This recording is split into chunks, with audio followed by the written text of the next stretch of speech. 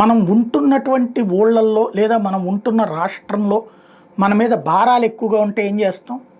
పక్క రాష్ట్రాలకు వెళ్తాం ఎక్కడైతే తక్కువ భారాలు, లేదో ఆదాయ వనరులు ఆశించినంతగా లేకపోతే ఏం చేస్తాం? ఆదాయ వనరులు ఎక్కడ ఎక్కువగా వస్తే అక్కడికి పోతుంటాం.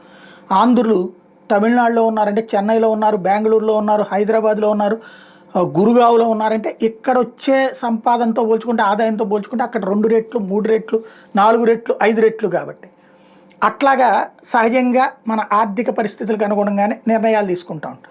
ఇప్పుడు అమెరికాలో కూడా ఇట్లాంటి పరిస్థితే ఉంటుందట. కొంతమంది ఇప్పుడు సోషల్ మీడియాలో పోస్టులు పెడుతున్నారు, కాలిఫోర్నియా వాళ్ళు ఫ్లోరిడా లాంటి వైపుకి వెళ్ళిపోతున్నారు. ఒక అమ్మాయి పెట్టినటువంటి వీడియో బాగా వైరల్ అవుతుంది.